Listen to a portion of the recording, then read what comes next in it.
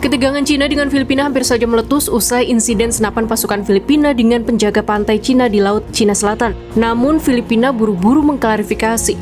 Panglima Angkatan Bersenjata Filipina Romeo Browner di Manila Selasa 4 Juni 2024 menyebut personel militer Filipina memang memegang senjata api. Akan tetapi tidak ada seorang pun yang mengarahkan senapan kepada personel Cina. Namun klarifikasi Filipina ini ditolak mentah-mentah oleh Cina. Bahkan Cina menyebut hal ini sebagai provokasi yang tidak dapat diterima. 首先，菲律宾派军舰在仁爱礁坐滩这个行为本身就是非法的。那么，菲方还一再的挑衅、激化矛盾、升级事态，这个是我们不能接受的。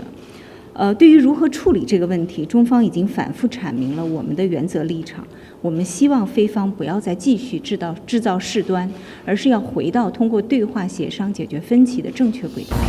Saat kejadian pada 19 Mei 2024, Filipina mengirim suplai kepada para awak kapal Sierra Madre dengan cara dijatuhkan dari pesawat. Kapal ini sengaja dikandaskan di dekat Beting Ayungin atau dikenal dengan nama Beting Second Thomas yang berada di Kepulauan Spratly, perairan sengketa Filipina dan Cina di Laut Cina Selatan.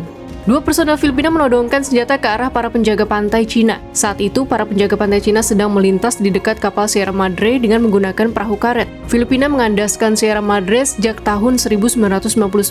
Kapal ini berfungsi sebagai patok lahan untuk menunjukkan wilayah kedaulatan Filipina. Adapun Cina mengklaim kepemilikan 80% dari Laut Cina Selatan meskipun hal itu terus dilawan oleh Filipina dan Vietnam. Pihak Filipina mengklaim saat itu pihaknya sedang mengantar suplai ke Sierra Madre melalui udara dan tiba-tiba ada dua perahu karet milik penjaga pantai Cina mendekat, berjarak 5 meter dan 10 meter dari Sierra Madre. Saat itu penjaga pantai Cina bertindak agresif tanpa ada provokasi. Mereka merebut sejumlah persediaan yang diantar untuk Sierra Madre. Itu pertama kali penjaga pantai Cina merebut suplai sejak keberadaan Sierra Madre di Kepulauan Spratly. Presiden Filipina Ferdinand Marcos Jr. ketika berpidato di Dialog Pertahanan Shangri-La di Singapura Jumat 31 Mei 2024 menekankan, Filipina sebagai negara dan anggota Perhimpunan Bangsa-Bangsa Asia Tenggara atau ASEAN menginginkan Laut Cina Selatan murni untuk kesejahteraan dan kestabilan kawasan. Filipina berpegang teguh pada Konvensi PBB tentang hukum laut yang menetapkan perbatasan maritim setiap negara di dunia. Berdasarkan hukum internasional, sudah jelas batas-batas perairan negara-negara yang bersentuhan di Laut Cina Selatan.